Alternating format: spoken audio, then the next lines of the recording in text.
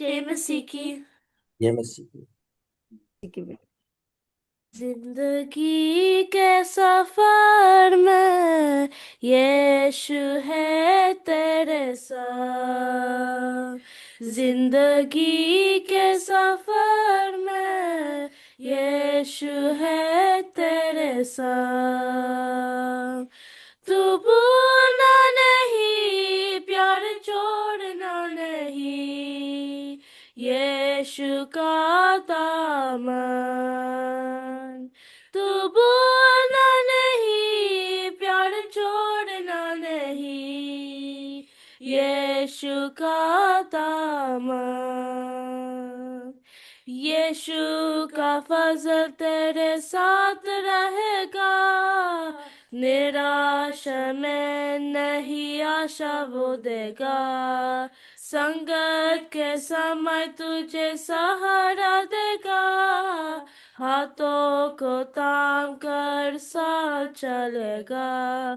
तू भूलना नहीं, प्यार छोड़ना नहीं, यीशु का दामन।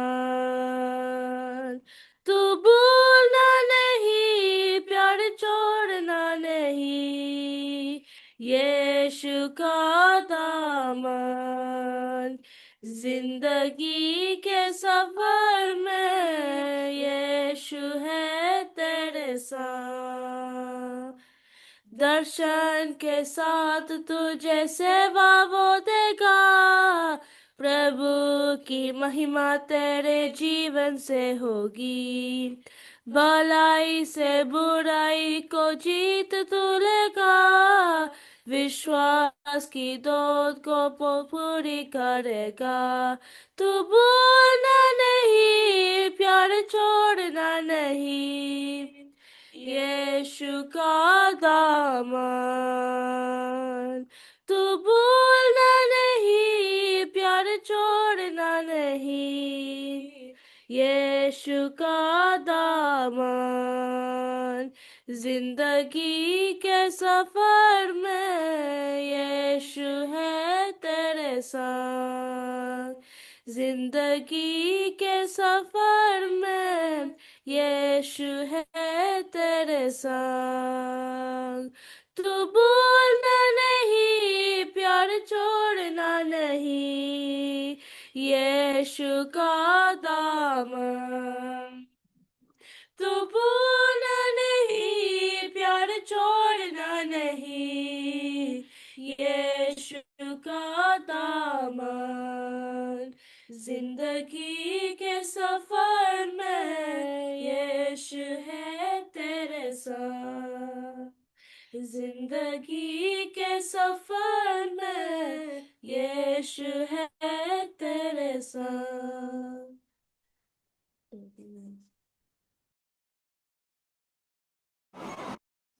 थैंक यू बेटा, सुंदर आराधना करने के लिए। परमेश्वर को महिमा मिले।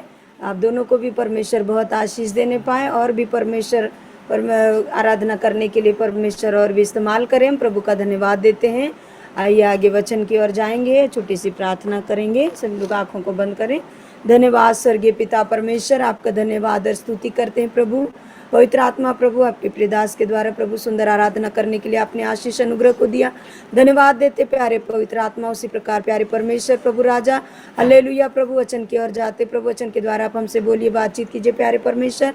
पवित्र आत्मा परमेश्वर, जो मीटिंग में जुड़े प्रत्येक भाई बहनों को प्रभु, दास दासियों को आपके हाथों में सौंप देते। हर एक के कान मसीह यीशु आपके नाम से खुल जाए राजा, ताकि प्रभु आपके वचनों को प्रभु ध्यान पूर्वक सुनकर अपने हृदय रूपी पट्टियों में रखने पाए परमेश्वर प्रभु राजा, और अपने जीवन में लागू करने पाए। धन्यवाद देते प्रभु, सारी बातों को हम आपके हाथों में सौंप देते हैं प्रभु। आपने दया की आशीषों को दिया, इसलिए धन्यवाद देते। आदर महिमा आपको देते। उद्धार करता नासरत यीशु के नाम से मांगते हैं, आमीन आमीन। आगे का समय हम प्रभु के दास को देते हैं। हमारे बीच में परमेश्वर के दास पहुंच चुके हैं। हम सभी लोग ताली बजाकर उनका स्वागत करेंगे। आमीन, हालेलुया, आमीन। आगे का समय। धन्यवाद। जय मसीह की। जय मसीह की। കർത്താവായ യേശു ക്രിസ്തുവിന്റെ നിസ്തുല്യ നാമത്തിൽ ഒരിക്കൽ കൂടി ഏവർക്കും സ്നേഹവന്ദനങ്ങളെ നേരുന്നു. प्रभु यीशु मसीह के मधुर नाम में आप सबको जय मसीह की। ആമേൻ. നമുക്ക് ഒരു ദിവസം കൂടി കർത്തൃസന്നിധിയിൽ കടന്നു വരുവാൻ, കർത്താവിനെ വാഴ്ത്തി സ്തുതിക്കുവാൻ, ആരാധിക്കുവാൻ, തിരുവചനം ധ്യാനിക്കുവാൻ സർവശക്തനായ ദൈവം മഹാകൃപ നൽകിയല്ലോ. അതിനായി സ്തോത്രം ചെയ്യുന്നു. एक बार और परमेश्वर को उपस्थिति में आने के लिए, परमेश्वर का वचन का अध्ययन करने के लिए, प्रभु ने दिया अवसर के लिए परमेश्वर को धन्यवाद स्तुति करते हैं। ദൈവകൃപയാൽ ഹെബ്രായ ലേഖനം തുടങ്ങുവാൻ നമുക്ക് സാധിച്ചു. കർത്താവിന്റെ കൃപയാൽ സാധിച്ചു. നമ്മൾ അതിന്റെ ആമുഖമായ ചില കാര്യങ്ങൾ നമ്മൾ കഴിഞ്ഞ ആഴ്ച ധ്യാനിച്ചു. ये इब्रानियों का पत्रिका शिक्षा पाने के लिए परमेश्वर ने अवसर दिया। अब उसकी इब्रानियों को पत्रिका में प्रवेश करने का पहले हमने कुछ बातों को सीखने के लिए प्रभु ने कृपा किया। നമ്മൾ കഴിഞ്ഞ ആഴ്ച ധ്യാനിച്ചതുപോലെ നമ്മൾ മറന്നുപോകല് ക്രിസ്തുവേശുവിന്റെ ഔന്നത്യത്തെക്കുറിച്ച്, ഉന്നതിയെക്കുറിച്ച്, ക്രിസ്തുവേശു സകലത്തിലും ശ്രേഷ്ഠനായ അധികാരിയായ പുത്രൻ അല്ലെങ്കിൽ മഹാപുരോഹിതൻ, ഇങ്ങനെയുള്ള ശ്രേഷ്ഠമായ പദവികളെ കുറിച്ചാണ് ഹെബ്രായ ലേഖനത്തിൽ നാം ധ്യാനിക്കുന്നത്. हम प्रभु यीशु मसीह का ऊंचाई के संबंध में, श्रेष्ठता के संबंध में अध्ययन करने के लिए परमेश्वर ने हमारी सहायता की। ആമേൻ. നമുക്ക് ഒരിക്കൽ കൂടി 1-ാം അധ്യായത്തിലേക്ക് കടന്നു വരാം. നിങ്ങൾക്ക് സംശയങ്ങളൊക്കെ ഉണ്ടെങ്കിൽ എഴുതി ഇട്ടുകൊള്ളണം, ചോദിക്കണം, നമുക്കത് ചിന്തിക്കാവുന്നതാണ്. आप सब लोग पेन और किताब लेके आप लोग नोट करना। यदि आपको कोई शक है, कुछ समझ में नहीं आ रहे, आप पूछ सकते हैं। आपको जो भी सवाल आप लिख के रखिए और फिर बाद में आप पूछिए। ആമേൻ. സ്തോത്രം. അപ്പോൾ 1-ാം അധ്യായത്തിലേക്ക് തന്നെ നമുക്ക് കടന്നു വരാം. അതിന്റെ 1ഉം 2ഉം വാക്യങ്ങളെ നമുക്ക് ഒരിക്കൽ കൂടി വായിക്കാം. पहला अध्याय का पहला और दूसरा वाक्य को हम चिंतन करेंगे। पूर्व युग में परमेश्वर ने बापदादों से थोड़ा थोड़ा करके और भांति भांति से भविष्यद्वक्ताओं के द्वारा बातें कर इन अंतिम दिनों में हमसे पुत्र के द्वारा बातें की, जिसे उसने सारी वस्तुओं का वारिस ठहराया और उसी के द्वारा उसने सारी सृष्टि की रचना की है। ആമേൻ. ഇവിടെ നമുക്കറിയാം, നമ്മുടെ പിതാവായ ദൈവം പുത്രനെ സകലത്തിനും അധികാരിയായി വെച്ചിരിക്കുന്ന അനുഭവത്തെ കുറിച്ചാണ് ഇവിടെ പറയുന്നത്. पिता परमेश्वर ने पुत्र यीशु मसीह को हर चीजों में अधिकारी बनाया है। അതായത് കർത്താവ് ഒരു സെപ്പറേഷൻ, ഒരു മതിൽ അവിടെ ക്രിയേറ്റ് ചെയ്യുകയാണ്. ക്രിസ്തുവിന് മുമ്പും ക്രിസ്തുവിന് ശേഷം, അല്ലെങ്കിൽ ക്രിസ്തുവിന് മുമ്പുണ്ടായിരുന്ന പ്രവാചകന്മാര്, അല്ലെങ്കിൽ ക്രിസ്തുവുമായിട്ട് ഒരു കമ്പാരിസൺ അല്ലെങ്കിൽ ഒരു വ്യത്യാസം അവിടെ വെച്ചിരിക്കുന്നത് നമുക്ക് കാണുവാൻ സാധിക്കും. वहां एक दीवार जैसे यीशु मसीह का पहले का सारी बातें और यीशु मसीह के बाद की सारी बातें। അതുകൊണ്ടാണ് ഇവിടെ പറയുന്നത് ക്രിസ്തുവേശു സകല പ്രവാചകന്മാരിലും ശ്രേഷ്ഠനായ വ്യക്തിയായിരുന്നു ക്രിസ്തുവേശു.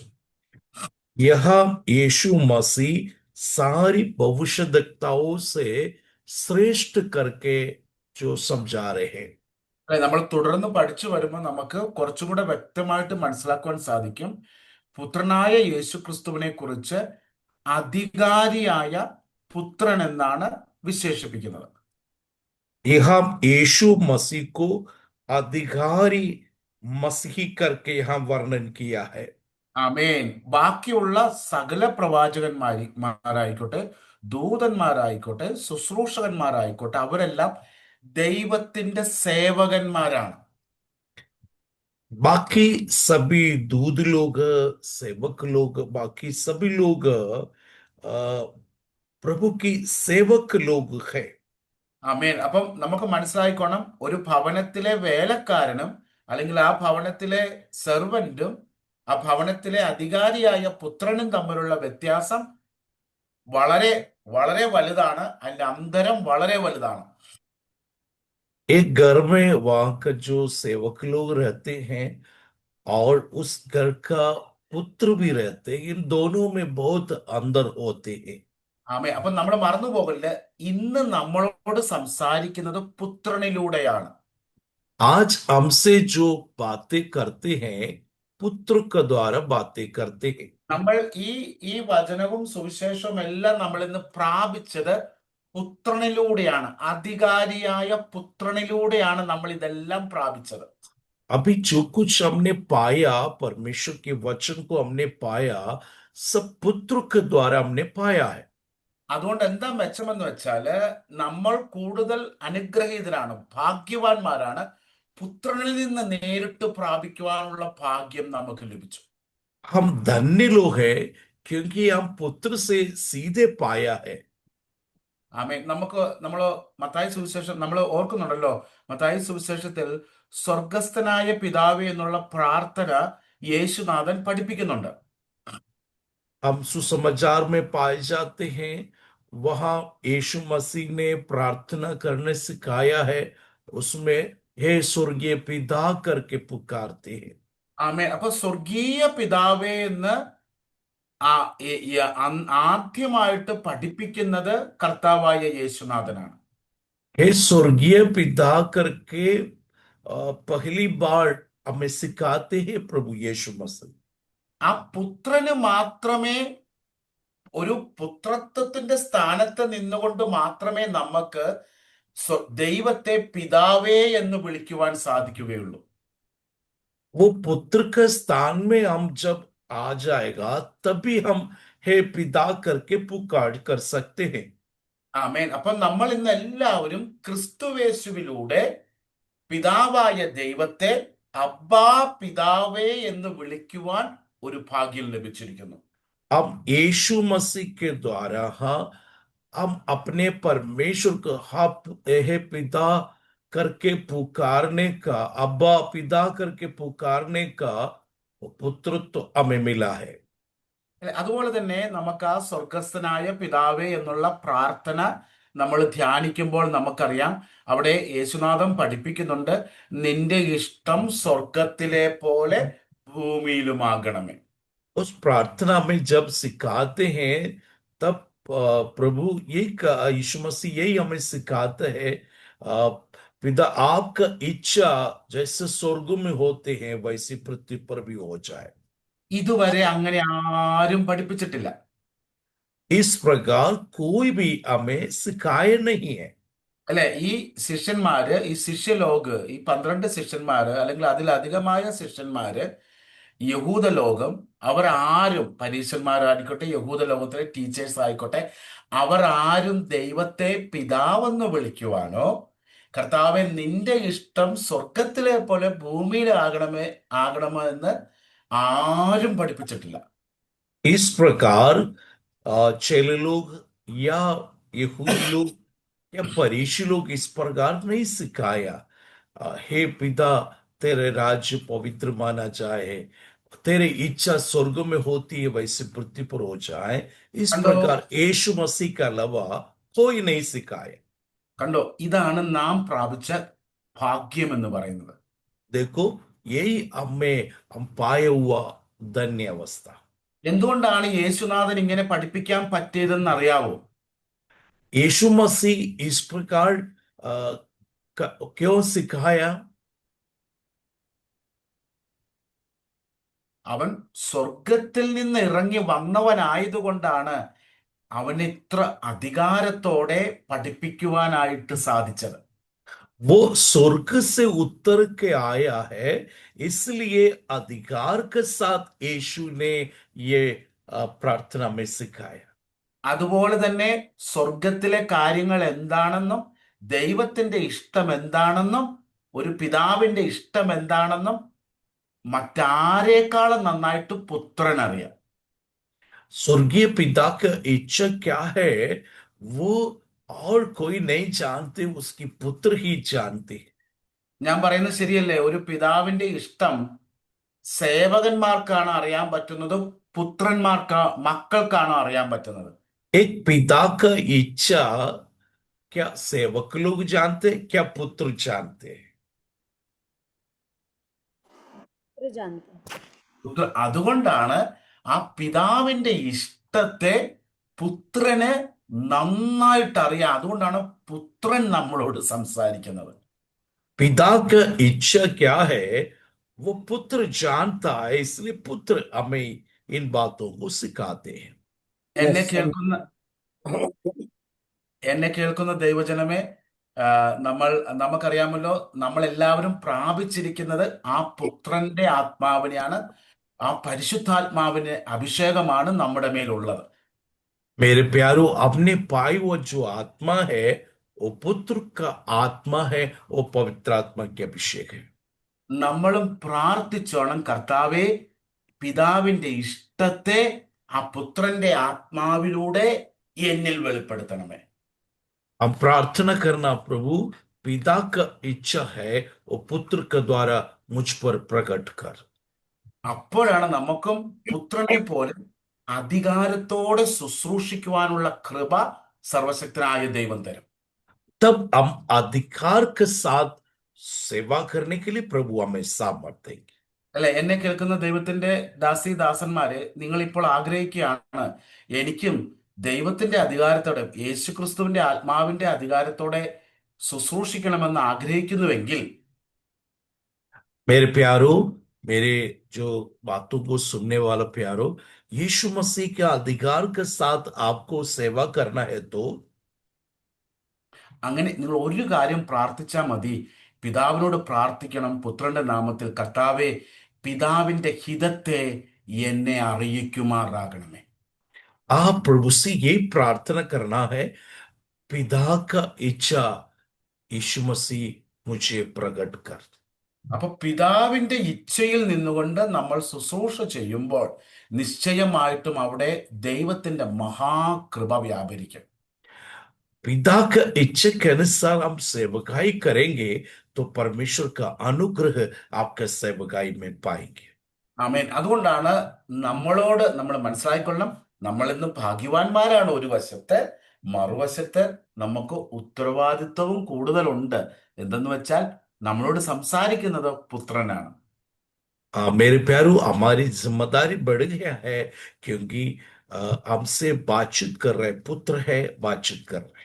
ആമേൻ. ഇനി നമുക്ക് ഈ 2-ാം വാക്യത്തില് ഇങ്ങനെ പറയുന്നു, ഈ അന്ത്യകാലത്ത് പുത്രൻ മുഖാന്തരം നമ്മളോട് അരുളി ചെയ്തിരിക്കുന്നു, അവൻ താൻ സകലത്തിനും അവകാശിയാക്കി വെച്ചു, അവൻ മുഖാന്തരം ലോകത്തെയും ഉളവാക്കി.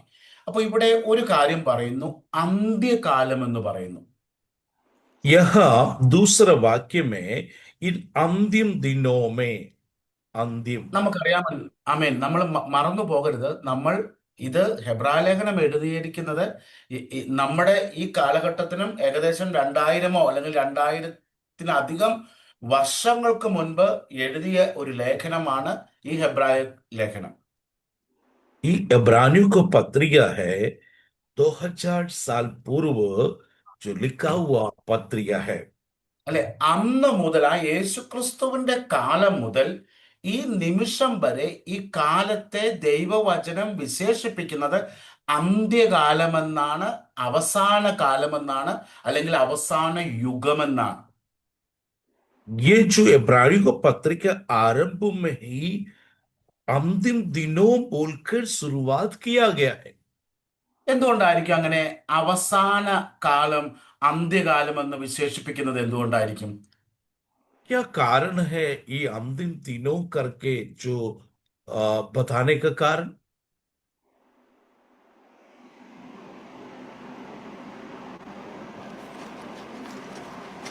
क्योंकि प्रभु का आगमन निकट है इसलिए। അതെ, കറക്റ്റ്. കർത്താവിന്റെ, അതായത് ഇനി ഒരു കാലം മനുഷ്യർക്ക് അവശേഷിക്കുന്നില്ല. बताए बात सही है, और आगे कोई समय बचा नहीं है। അല്ലെ, നമുക്കറിയാം, നോഹയുടെ കാലത്ത് ദൈവം ലോകത്തെ നശിപ്പിച്ചു. ദൈവം എന്ത് ചെയ്തു? നോഹയും 8 പേരും രക്ഷപ്പെട്ടു, അല്ലെ? അപ്പോൾ അവർക്ക് വീണ്ടും ഒരു കാലത്തെ ദൈവം അനുവദിച്ചു നൽകി. नूह के समय आपको मालूम है जलप्रलय के द्वारा पृथ्वी पूरा नाश हो गई है, फिर भी नूह को परमेश्वर ने और अवसर दिया जीने के लिए। പക്ഷെ ഇനി എന്ന് പറയുന്നത് ഇപ്പോൾ നമ്മൾ ഈ കാണുന്ന ഈ യുഗമുണ്ട്, കാലമുണ്ട്, ഇതെല്ലാം എന്തായി മാറും? ഇത് തീക്കിരയായി എന്ത് സംഭവിക്കും? ഒരു പുതിയ ലോകം, പുതിയൊരു യുഗത്തിലേക്ക് നാം ക്രിസ്തുവേശുവിലൂടെ പ്രവേശിക്കും.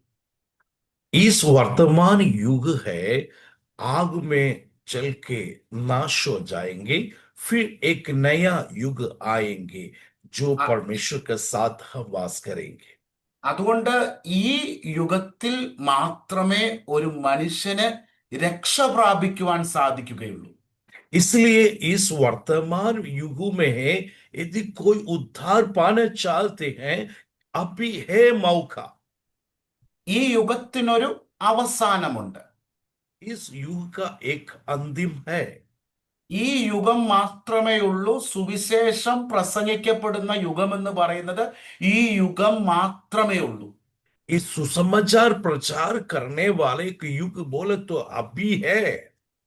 അല്ലെ, നമുക്കറിയാമല്ലോ നമ്മുടെ ഹിന്ദു സഹോദരങ്ങളൊക്കെ അവരിങ്ങനെ എന്താ പറയാ, പുനർജനനത്തിലൊക്കെ ഇങ്ങനെ വിശ്വസിക്കും. 9 ജന്മമോ 7 ജന്മമോ ഇങ്ങനെ അവർ വിശ്വസിക്കും. പക്ഷെ നമ്മളെ സംബന്ധിച്ചിടത്തോളം അങ്ങനെ ഒരു വിശ്വാസമോ അങ്ങനെ ഒരു യുഗമോ ഇനി അവശേഷിക്കുന്നില്ല.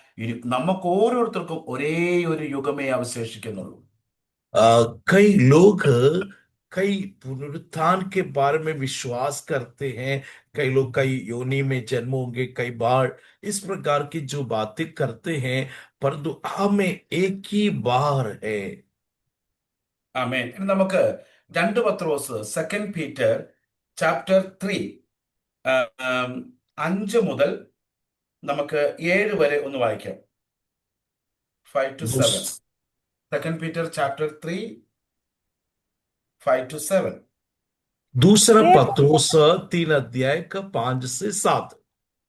वे तो जानबूझकर यह भूल गए कि परमेश्वर के वचन के द्वारा आकाश प्राचीन काल से विद्यमान है और पृथ्वी भी जल में से बनी और जल में स्थिर है। इसी कारण उस युग का जगत जल में डूबकर नष्ट हो गया, पर वर्तमान काल के आकाश और पृथ्वी उसी वचन के द्वारा इसलिए रखे गए हैं कि जलाए जाएं, और ये भक्तिहीन मनुष्यों के न्याय और नष्ट होने के दिन तक ऐसे ही रखे रहेंगे।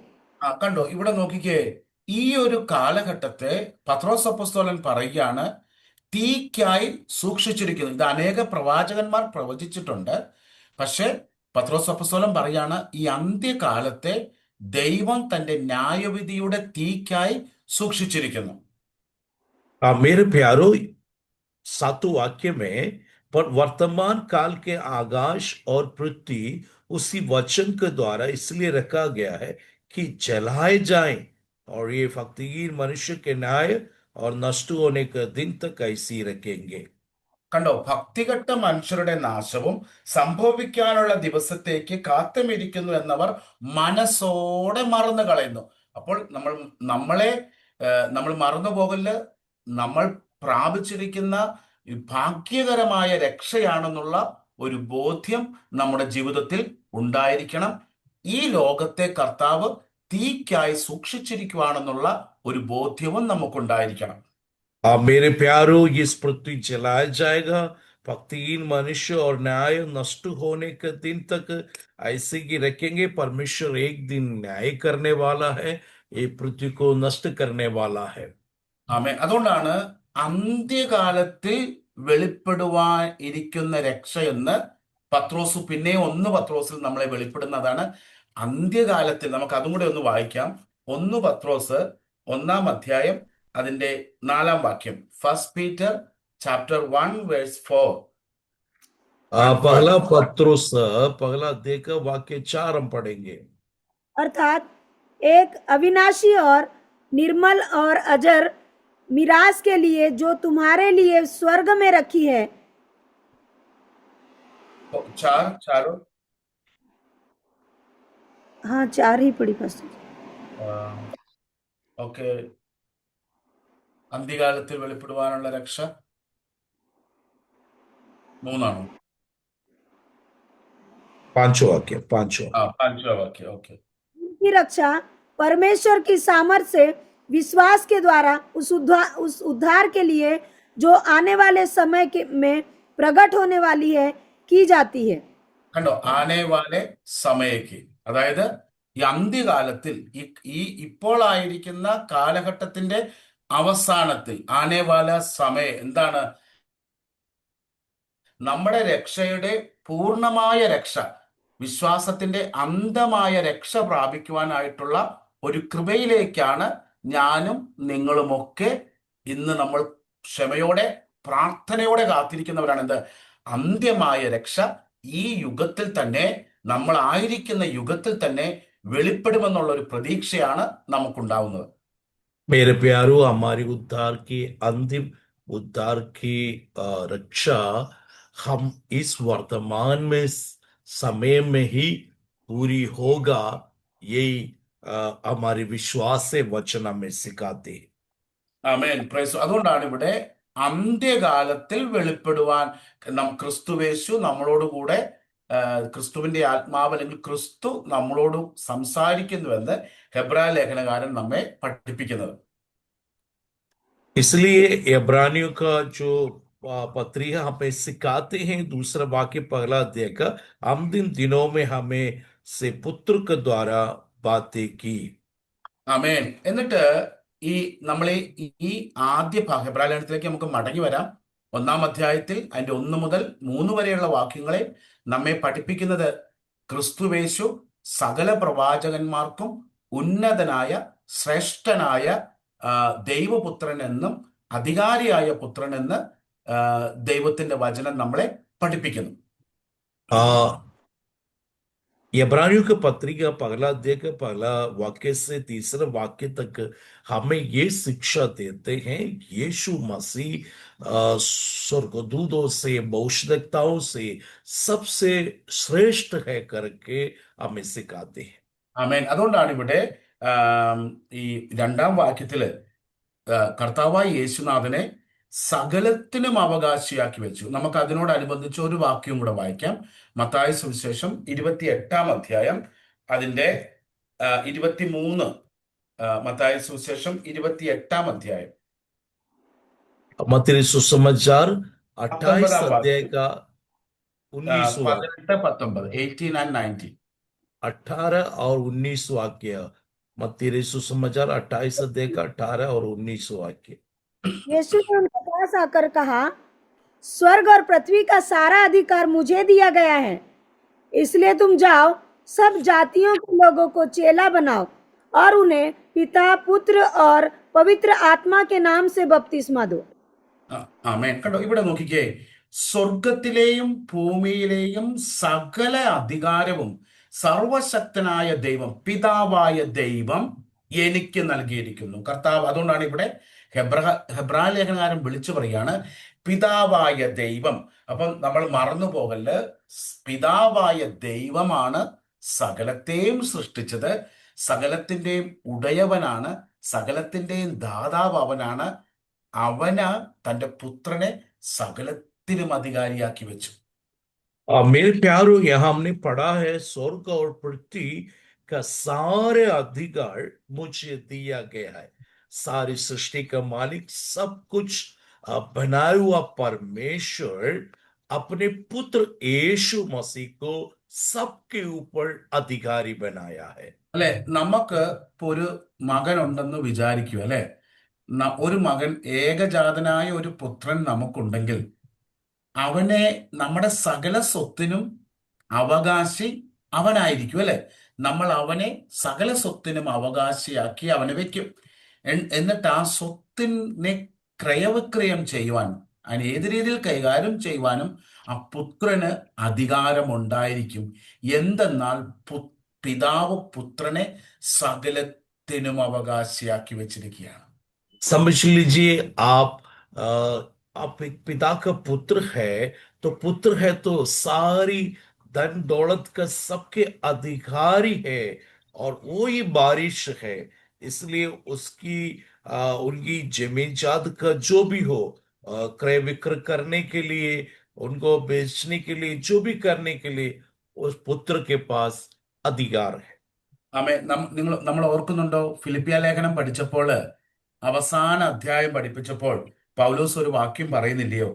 എന്റെ ദൈവമോ നിങ്ങളുടെ ബുദ്ധിമുട്ടൊക്കെയും മഹത്വത്തോടെ തന്റെ ധനത്തിനൊത്തവണ്ണം ക്രിസ്തുവേശുവിൽ പൂർണ്ണമായി തീർത്തു തരും. നമുക്കതൊന്ന് വായിക്കാം. ഫിലിപ്പിയ ലേഖനം 4-ാം അധ്യായം 19-ാം വാക്യം. 4:19. നമ്മൾ फिलिपियों 4:19। फिलिपियों 4:19। मेरा परमेश्वर भी अपने उस धन के अनुसार जो महिमा सहित मसीह यीशु में है तुम्हारी हर एक घटी को पूरी करेगा. ആമേൻ. അന്നേ ഞാൻ നിങ്ങളോട് ഒരു ക്വസ്റ്റ്യൻ ചോദിക്കാൻ പോവാണ്. ഇപ്പൊ നമ്മൾ ഹെബ്രായ ലേഖനത്തിൽ നിന്ന് പഠിച്ചതനുസരിച്ച് ഈ വാക്യത്തെ എന്തുകൊണ്ടാണ് പൗലോസ് അപ്പോസ്തലൻ ഇങ്ങനെ ഒരു വാക്യം എഴുതിയിരിക്കുന്നതെന്ന് പറയാമോ? अब मेरे प्यारों, मैं आपसे एक सवाल पूछ रहा हूं, प्रेरित पौलुस इस प्रकार क्यों लिखा है 19 वाक्य के अनुसार?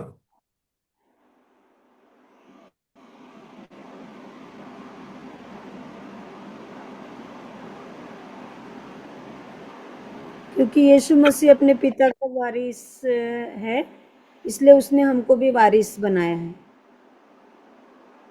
ബാരിസ് ബനായ മീൻസ് പുത്രനായതുകൊണ്ട് അധികാരമുണ്ട്. അധികാരം കൊണ്ട്. യാ ആ, അതുകൊണ്ട് നമ്മെ അധികാരിയാക്കിയിരിക്കും. നമ്മെ അല്ല. പൗലോസ് ഇവിടെ പറയുന്നത് തന്റെ പുത്രന്റെ ക്രിസ്തുവേശുവിന്റെ തന്റെ ധനത്തിനൊത്തവണ്ണം ക്രിസ്തുവേശുവിൽ പൂർണ്ണമായി തീർത്തു തരും. ക്രിസ്തുവേശുവിൽ പൂർണ്ണമായി തീർത്തു തരും. പിതാവായ ദൈവം തന്റെ ധനത്തിനൊത്തവണ്ണം ക്രിസ്തുവേശുവിൽ പൂർണ്ണമാക്കി തരും.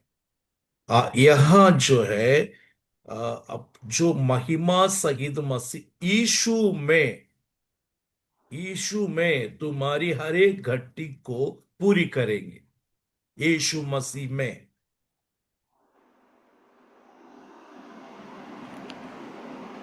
हमें समझ में आ गया? തെറ്റിയാലും കുഴപ്പമില്ല. സിസ്റ്റർ പറഞ്ഞത് കറക്റ്റാ. ഒന്നും കൂടെ ഒരു ആൻസർ കൂടെ പറയണമെങ്കിൽ പറയാം. आप जो बताए वो सही है, और भी बोल सकते हैं.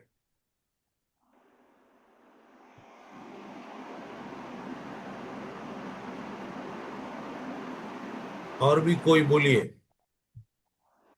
അല്ലെ, ഞാൻ പറയാം. അല്ലെ, നമുക്കിതൊരു ധൈര്യവും ഉറപ്പുമാണ്. അതുകൊണ്ടാണ് ഞാൻ ഇത് നിങ്ങളോട് ചോദിച്ചത്. നമ്മുടെ ഹൃദയത്തിൽ ഈ ഒരു കാര്യം എഴുതിയിട്ടുകൊള്ളണം. आप लोग अपने दिल में ये बातों को लिख के रखना, क्योंकि ये हमारे लिए एक अधिकार की बात है. ആമേൻ. പിതാവ് സകലത്തിനും അധികാരിയായി, സകല സമ്പത്തിനും സകല ധനത്തിനും എന്തെല്ലാം ആത്മീക നന്മകളുണ്ടോ സകലത്തിനും അധികാരിയായിട്ട് പുത്രനായ യേശുവിനെ ഏൽപ്പിച്ചു കൊടുത്തു. पिता परमेश्वर सबका अधिकारी है. वो अधिकारी परमेश्वर ने, पिता ने अपने पुत्र को सबके ऊपर अधिकारी बनाया. അല്ലെ, എന്നിട്ട് ഇനി നമ്മളോട് പറയുകയാണ്. അതാണ് പറയുന്നത്, നിങ്ങൾ പുത്രന്റെ നാമത്തിൽ ചോദിക്കുന്നതൊക്കെയും പിതാവിന്റെ മഹത്വത്തിനായിട്ട് പുത്രൻ ചെയ്തു തരും. അതാണ് യോഹന്നാൻ പറയുന്നത്, നമ്മളെ പഠിപ്പിക്കുന്നത്. यूहन्ना में ये बातों को सिखाते हैं, पुत्र के नाम से तुम जो कुछ मांगो हो, पिता के नाम की महिमा के लिए पुत्र के द्वारा वो करेंगे. അപ്പൊ നമ്മൾ മറന്നു പോകല്, യേശുവിന്റെ നാമത്തിലൂടെ യേശുവിലൂടെ നമുക്ക് സകലതും പ്രാപിക്കുവാനും സകല നന്മകളും സ്വീകരിക്കുവാനും നാം ഇന്ന് യോഗ്യരാണ്. അത്രയ്ക്കും വിലയേറിയ നാമമാണ് ക്രിസ്തുവേശുവിന്റെ നാമം എന്ന് പറയുന്നത്. प्रभु यीशु मसीह के नाम इतनी श्रेष्ठ नाम है, क्योंकि पुत्र के नाम से हमें सब कुछ वो पूरा करता है. ആമേൻ.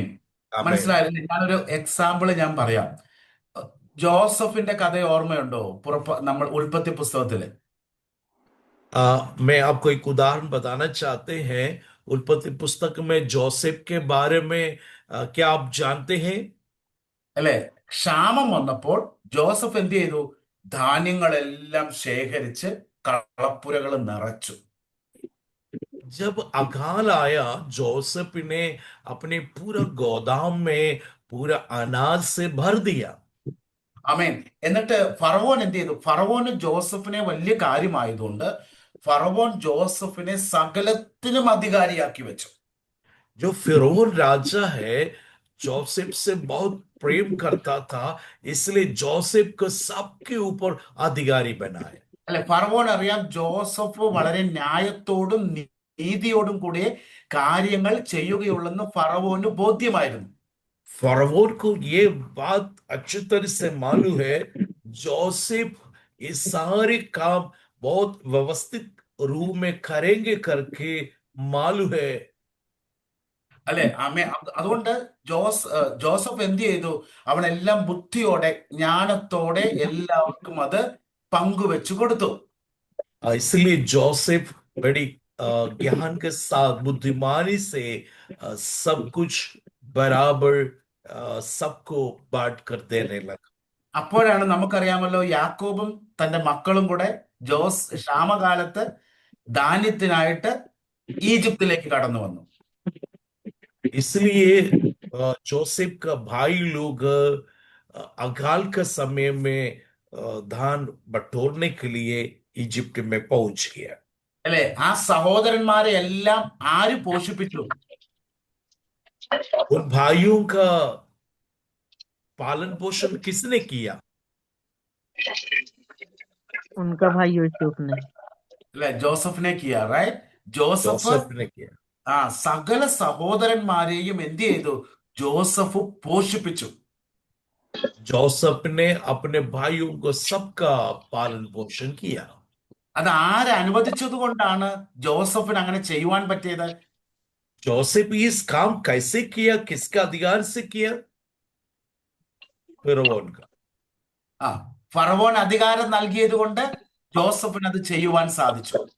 फिरौन जोसेफ का अधिकार देने के कारण जोसेफ ने ये काम किया है। അപ്പം ഫറവോന് മഹത്വം കിട്ടിയല്ലേ? ജോസഫിലൂടെ ഫറവോന്റെ നാമത്തിനും മഹത്വം ലഭിച്ചു. ജോസഫിന്റെ നാമം ഉയർന്നു, ഫറവോന്റെ നാമവും ഉയർന്നു, അല്ലെ? जोसेफ के द्वारा फिरौन की महिमा बढ़ा और जोसेफ को भी महिमा मिला। ഞാൻ പറയുന്നത് മനസ്സിലാവുന്നുണ്ടോ? मैं जो बोल रहा हूं आपको समझ में आ रहे हैं? हाथ उठाकर दिखाइए। എന്ന് പറയുന്നത് പോലെ നമ്മുടെ കർത്താവായ യേശുനാഥനിലൂടെ പിതാവായ ദൈവത്തിന്റെ നാമം മഹത്വപ്പെട്ടുകൊണ്ടേയിരിക്കും. और इस प्रकार यीशु मसीह के द्वारा पिता का महिमा होते रहेंगे। അതുകൊണ്ടാണ് അപ്പോസ്തലൻ നമ്മളെ പഠിപ്പിക്കുന്നത് പുത്രൻ മുഖാന്തിരം പിതാവിന് മഹത്വം കൊടുപ്പിൻ, മഹത്വം കൊടുപ്പിൻ. इसलिए पौलुस हमें सिखाते हैं पुत्र को द्वारा हम पिता की महिमा करें। ആമേൻ. അപ്പം അതുകൊണ്ടാണ് നമ്മൾ ആ ത്രിത്വം, ട്രിനിറ്റി ആണ് ഇവിടെ നമ്മൾ മനസ്സിലാക്കുന്നത്. यहाँ हम त्रित्व को हमें समझ में आते हैं। ആമേൻ, സ്തോത്രം. അത് മാത്രമല്ല, നമ്മുടെ ഉള്ളത്തിലും യേശു മുഖാന്തിരം പിതാവിനോട് ഒരു ബന്ധമുണ്ടാകും, ഒരു റിലേഷൻഷിപ്പ് ഉണ്ടാകും. हमारे हृदय के अंदर पुत्र के द्वारा पिता के साथ एक बहुत बड़ी रिश्ता बनते हैं। ആമേൻ. നമുക്ക് കരങ്ങൾ ഉയർത്തി സ്തോത്രം ചെയ്യാം. आइए अपने हाथ उठाकर परमेश्वर को धन्यवाद करेंगे। ആമേൻ. അതുകൊണ്ടാണ് നമ്മൾ ഇത്ര വിലയേറിയ അനുഗ്രഹത്തിലേക്കാണ് ഞാനും നിങ്ങളും ഒക്കെ പ്രവേശിച്ചിരിക്കുന്നത്. मेरे प्यारो, इतना बड़ा आशीष में मैं और आप प्रवेश हो चुका है। അല്ലെ, ഈ നമ്മള് ദൈവത്തിന്റെ ദാസന്മാരുണ്ടല്ലോ, വിശ്വാസത്തിന് വേണ്ടി നിന്നാലുണ്ടല്ലോ ദൈവം അവിടെ പ്രവർത്തിക്കും. परमेश्वर का दास लोग यदि विश्वास योग्यता के साथ रहेंगे, परमेश्वर वहां काम करेंगे। നമ്മളെല്ലാവരും ദൈവത്തിന്റെ ദാസന്മാരാ, ദൈവത്തിന്റെ हम മക്കളാ. सब लोग परमेश्वर का दास लोग हैं। അല്ലെ, നമുക്കറിയാമല്ലോ ഏലീശയുടെ കാലത്ത് അറിയാമല്ലോ, ആകാശത്തിലെ കിളിവാതിൽ തുറന്ന് ദൈവം അവരെ പോഷിപ്പിച്ചു, അല്ലെ? ആ പ്രവാചകന്റെ വാക്കിന്മേൽ ദൈവം പ്രവർത്തിച്ചു. मेरे प्यारो, एलिया का समय में आप जानते हैं परमेश्वर ने एलिया को उसके पालन पोषण किया है। അല്ലെ, ആ ക്ഷാമകാലത്ത് അവിടെയുള്ള ആൾക്കാർ ചോദിച്ചു, എന്താ നിങ്ങളുടെ ദൈവം ആകാശത്തിലെ കിളിവാതിൽ തുറന്ന് ധാന്യം തരുമോ എന്ന് ആ പടയാളികൾ ചോദിച്ച സ്ഥാനത്ത് ദൈവം വലിയ അത്ഭുതം അവിടെ പ്രവർത്തിച്ചു.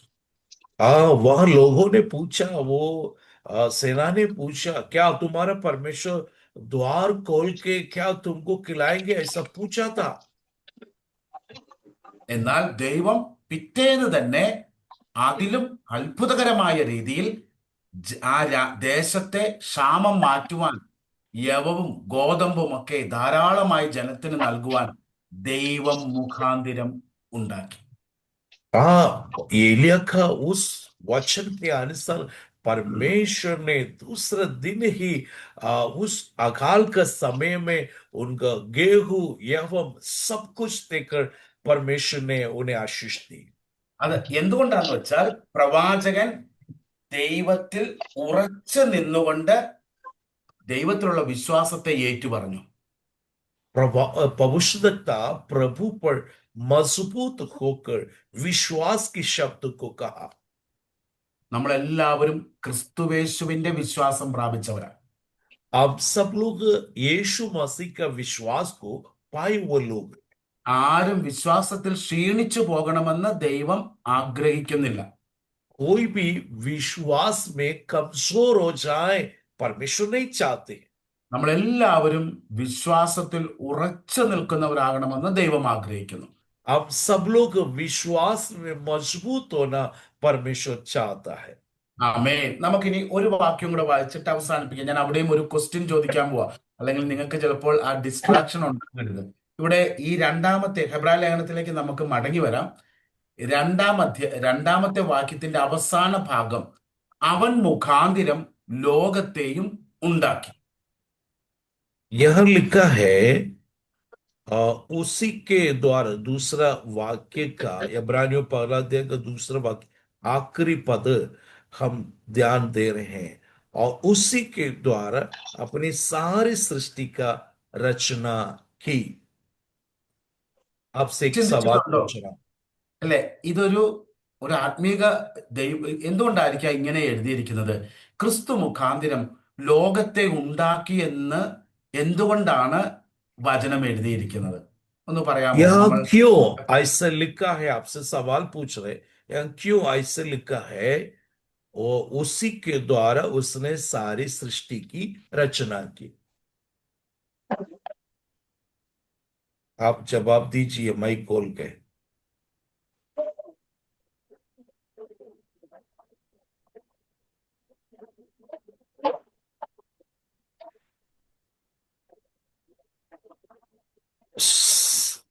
നമുക്കൊരു വാക്യം കൂടെ വായിക്കാം. എഫേസ്യ ലേഖനം 1:10, 1:10. एफियोसियों की पत्रिका अध्याय 1:10 वाक्य. एफेसियों का पत्रिका पहला अध्याय का 10 वाक्य को पढ़ेंगे कि समयों के पूरे होने का ऐसा प्रबंध हो कि जो कुछ स्वर्ग में है और जो कुछ पृथ्वी पर है सब कुछ वह मसीह में एकत्र करे. കണ്ടോ, ദൈവത്തിന് നമ്മൾ മറന്നു പോകല്ലേ. നമ്മൾ എഫേസ്യ ലേഖനം പഠിച്ചപ്പോൾ ഓർമ്മയുണ്ടല്ലോ, ലോകസ്ഥാപനത്തിന് മുമ്പ് ക്രിസ്തുവേശുവിൽ ദൈവം നമ്മെ തിരഞ്ഞെടുത്തു. ये पृथ्वी को नींव डालने के पहले परमेश्वर ने आपको चुन लिया है. ഒന്ന് पहला अध्याय एफियोसियों का पत्रिका पहला अध्याय 4 वाक्य. एफेसियों का पत्रिका पहला अध्याय का 4 पढ़ेंगे. जैसा उसने हमें जगत की उत्पत्ति से पहले उसने चुन लिया कि हम उसके निकट प्रेम में पवित्र और निर्दोष हों. മതി ഒന്ന് എല്ലാവരും ഒന്ന് പറഞ്ഞേ. ലോകസ്ഥാപനത്തിന് മുന്നമേ ക്രിസ്തുവേശുവിൽ എന്നെ തിരഞ്ഞെടുത്തു. सब लोग बोलिए, जगत की उत्पत्ति से पहले उसने मुझे चुन लिया. उसने मुझे चुन लिया. കണ്ടോ, ഒന്ന് ചിന്തിച്ചു നോക്കിക്കേ. ലോകമുണ്ടാകുന്നതിന് മുന്നമേ, നമ്മളെ അമ്മയുടെ ഉദരത്തിൽ ഉരുവാകുന്നതിന് മുന്നമേ നമ്മുടെ കർത്താവ് നമ്മളെ തിരഞ്ഞെടുത്തു എന്നാണ് അപ്പോസ്തലൻ പറയുന്നത്. हम माँ के पेट में कुकु में पैदा होने के पहले ही परमेश्वर ने आपको चुन लिया है। അതുകൊണ്ടാണ് Amen. നമ്മുടെ ദൈവത്തിന് എന്താണ് എന്താ കാലങ്ങളില്ല. നമുക്കാണ് വർത്തമാനകാലമുണ്ട്, ഭൂതകാലമുണ്ട്, ആ, പിന്നെ എന്താണ് ഭാവി കാലം. നമ്മുടെ കാലാതീതന എന്ന് വെച്ചാൽ അവന് എല്ലാം വർത്തമാനകാലം പോലെയാ. അവൻ നമ്മളെ മുന്നമേ അറിഞ്ഞു, നമ്മളെ മുന്നമേ അവൻ തെരഞ്ഞെടുത്തു. मेरे प्यारो, परमेश्वर को कोई काल नहीं है। हमारे लिए काल होते हैं, वर्तमान काल, भूतकाल, भविष्य काल, इस प्रकार का रहते हैं, परंतु परमेश्वर ऐसा नहीं। परमेश्वर ने हमें इस पृथ्वी को नींव डालने के पहले, माँ के कोख में उसके पहले ही खुदा ने हमें चुन लिया है। എന്തുവാ നിങ്ങൾ ചിന്തിക്കണം? ദൈവം നിങ്ങളെ അങ്ങനെ തെരഞ്ഞെടുത്തത് എന്തിനാ? സ്നേഹം കൊണ്ടാണോ, സ്നേഹം ഇല്ലാത്തത് കൊണ്ടാണോ? परमेश्वर ने आपको ऐसा चुन लिया, क्या परमेश्वर को आपसे प्रेम था? नहीं था। प्रेम। ആ प्रेम था। ദൈവത്തിന്റെ സ്നേഹത്തിന്റെ ആഴമാണത്. ദൈവത്തിന്റെ സ്നേഹം, परमेश्वर का प्रेम का गहराई है वो। ആ സ്നേഹത്തിന്റെ ആഴത്തില് ദൈവം നമ്മളെ എൻ്റെ അമ്മയുടെ ഉദരത്തിൽ ഉരുവാകുന്നതിന് മുന്നമേ, ഞാൻ ഈ ഭൂമിയിലേക്ക് കടന്നു വരുന്നതിന് മുമ്പേ ക്രിസ്തുവേശുവിൽ, അതുകൊണ്ടാണ് അവൻ മുഖാന്തരം ലോകത്തെ ഉണ്ടാക്കി, ക്രിസ്തുവേശുവിൽ അവൻ എന്നെ തിരഞ്ഞെടുത്തു. मसीह यीशु में वो मुझे चुन लिया है। Yes. ആമേൻ, Amen. ആമേൻ. ഇനിയിപ്പം ആരെങ്കിലും നമ്മളെ ഒന്ന് ദുഷിച്ചാലും, നമ്മളെ മനുഷ്യരെ കളിയാക്കിയാലും, മനുഷ്യര് കുറ്റം വിധിച്ചാലും, നമ്മളോട് തന്നെ പറഞ്ഞോണം, ലോക സ്ഥാപനത്തിന് മുമ്പേ എൻ്റെ കർത്താവ് എന്നെ തെരഞ്ഞെടുത്തതാണ്. मेरे प्यारो लोग, कोई भी आपकी बुराई करे, आपको भला बुरा कहे, परंतु आपको ये बताना है, मुझे पृथ्वी को नींव डालने के पहले परमेश्वर ने मुझे चुन लिया है। ആമേൻ, പ്രൈസ് ദ ലോർഡ്, ഹല്ലേലൂയ. അതുകൊണ്ടാണ് ഇവിടെ എന്നിട്ട് എന്തിനു വേണ്ടിയാണ് തെരഞ്ഞെടുത്തത്? ക്രിസ്തുവിൽ നമ്മളെ ഒന്നാക്കുവാൻ, ക്രിസ്തുവിൽ ഒരു പുതിയ ലോകത്തിന്, രാജ്യത്തിന് വേണ്ടി നമ്മളെ ഒന്നായി ചേർക്കുവാൻ അവൻ ക്രിസ്തുവിനോട് നമ്മെ ചേർത്ത് വെച്ചു, അവന്റെ ശരീരത്തോട് നമ്മെ ചേർത്ത് വെച്ചു. मेरे प्यारो, मसीह में हमें एक बनाने के लिए प्रभु ने हमें एक किया है, उसका शरीर के साथ हमें भागी बनाया है। അതാണ് ക്രിസ്തുവിന്റെ ശരീരമാകുന്ന സഭയോട് നമ്മളെ ചേർത്ത് വെച്ചു. मसीह का शरीर कलीसिया के साथ हमें जोड़ दिया है। ആമേ, ഇതാണ് ദൈവത്തിന്റെ സ്നേഹവും പദ്ധതിയും എന്ന് പറയുന്നത്. ये है परमेश्वर का प्रेम और परमेश्वर की योजना। അതുകൊണ്ടാണ് നമ്മൾ ചിന്തിക്കേണ്ടത്, നമ്മുടെ പദ്ധതിയല്ല, കർത്താവെ നിന്റെ പദ്ധതി പ്രകാരം എനിക്ക് ജീവിക്കാൻ കൃപ തരണം. इसलिए हमें बताना है, प्रभु मेरी मर्जी नहीं, आपकी मर्जी के अनुसार जीने के लिए मुझे कृपा करना। ആമേൻ, Amen. ആമേൻ. നമ്മളെ തന്നെ ദൈവകരങ്ങളിലേക്ക് നമ്മൾ പൂർണ്ണമായി ഏൽപ്പിച്ചു കൊടുക്കണം. हमें परमेश्वर की चरणों में हमें पूरी तौर से हमें समर्पण करना है। അപ്പൊ നമ്മൾ ഇന്ന് ധ്യാനിച്ചത് ക്രിസ്തുവേശു പ്രവാചകന്മാരിലും ശ്രേഷ്ഠനായവൻ. आज हमने चिंतन किया है, यीशु मसीह भविष्यद्वक्ताओं से भी श्रेष्ठ।